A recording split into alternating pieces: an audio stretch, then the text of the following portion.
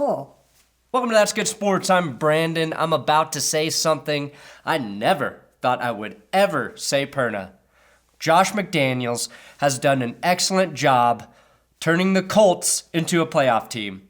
Not only did his last-second ditching of the job allow them to bring in Frank Reich, but the defensive coordinator, Matt Eberflus, was a McDaniels hire. Eberflus? And the Colts defense, with a bunch of guys you've never heard of, is a big reason they are in the playoffs.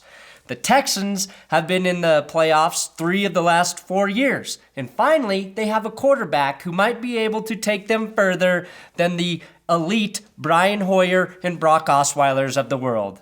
If Brock Osweiler can get you a playoff win, the sky for Deshaun Watson is outer fucking space. So today, let's take a look at the first game of Wildcard Weekend, Colts at Texans. That's good sports.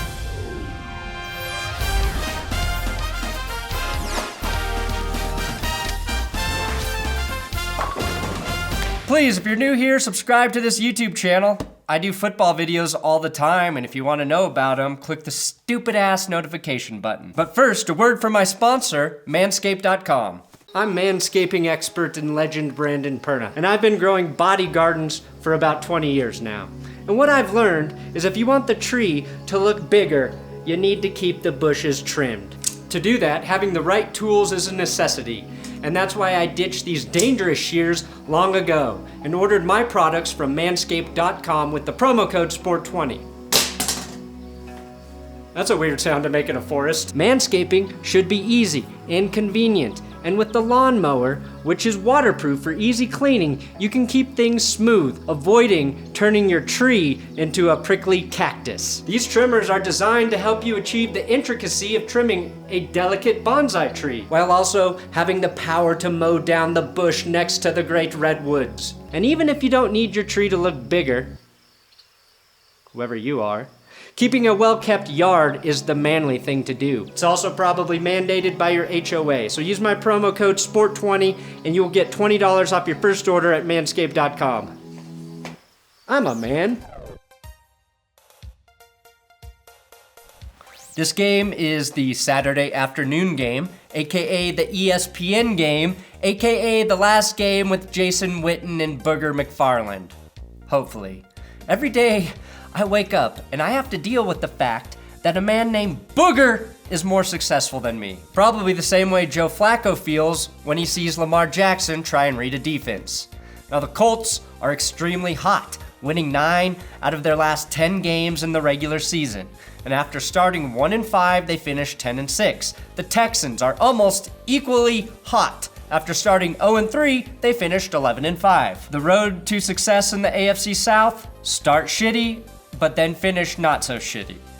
Since they're divisional opponents, let's look at their first 2 matchups.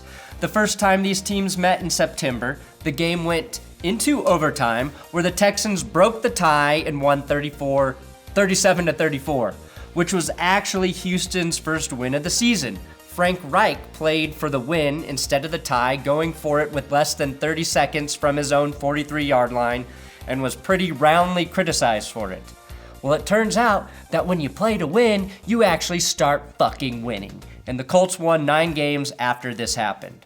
The second time they played, the Texans were on a 9-game winning streak that, coincidentally, the Colts started back in week 4. This time, the Colts won 24-21 in Houston, which means they started and ended the Texans' winning streak. You have to respect that kind of accountability in a team. We started this, and we're gonna finish it. Both of their previous games were determined by 3 points, which obviously means this one will be a blowout. One thing Houston has to do to win this game is stop T.Y. Hilton, who had 13 catches for 314 yards in his 2 games against the Texans this season. Seems obvious, right? It's also imperative that they stop Mo Alley Cox. Not so obvious. Whenever you start dabbling in Alley Cox, you're gonna find yourself vulnerable to all sorts of ailments. And Alley Cox has been known to leave bumps and bruises, but mostly bumps all over the defense. Houston's best option is to rub their uniforms in antibiotic ointment. It may make catching interceptions tricky, but at least they won't start the descent into madness due to syphilis and die alone in Miami like Al Capone. Is there any receiver in the NFL, though, that is cooler than DeAndre Hopkins? He dresses the way Cam Newton thinks he dresses, and he's better than Antonio Brown on the field as a team player in the locker room and somehow finds a way to remain humble. To me, he's like an artistic version of Larry Fitzgerald in his prime. He finished with the second most receiving yards this season and most impressively had 0 drops. Plenty of receivers technically finished the season with 0 drops, but Hopkins is the only one who did so while being targeted more than 100 times. The next most was Tyler Lockett of the Seahawks with 65 targets. So it's like Hopkins or Hilton, Hilton or Hopkins. The Colts actually held Hopkins to 4 catches for 36 yards in the second meeting. I doubt they do that again, but at least they've shown the ability to stop him, unlike Houston with Hilton this season.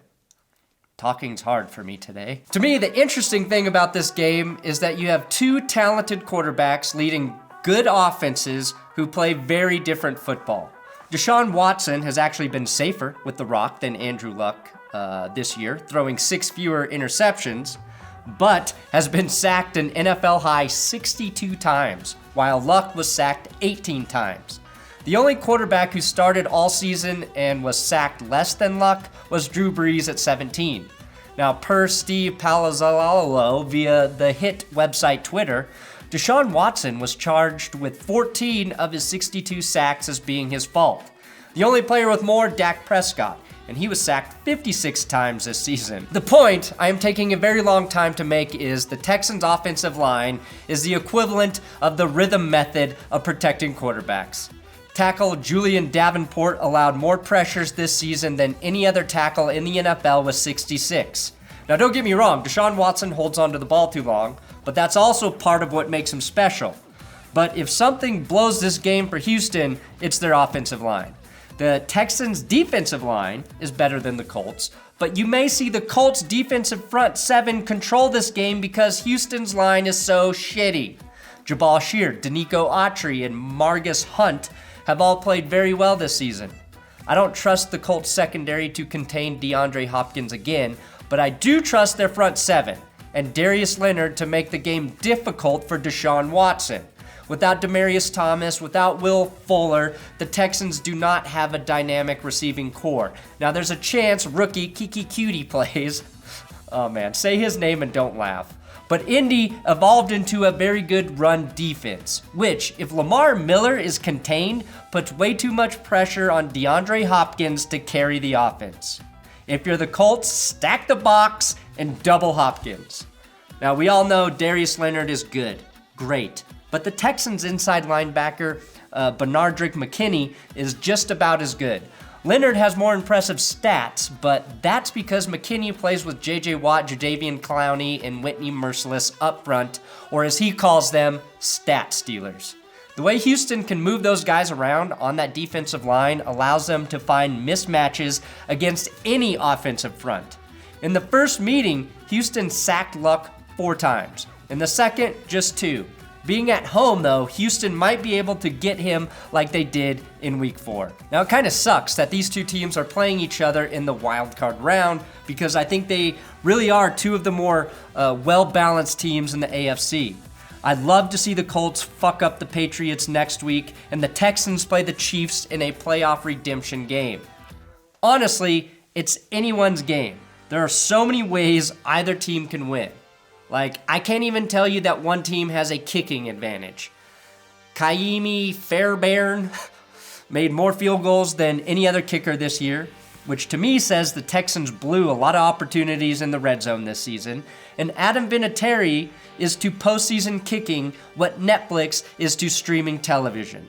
In fact, if you bird-boxed Vinatieri, he'd still split the gooch with ease. A blindfolded Adam Vinatieri is basically just Sandra Bullock in The Blind Side 2. Clever or reach? So I'm going to pick the Indianapolis Colts to win by a score of, any guess is okay, to 24. The reason I like Indy is very simple. Andrew Luck. He's a better quarterback than Deshaun Watson right now.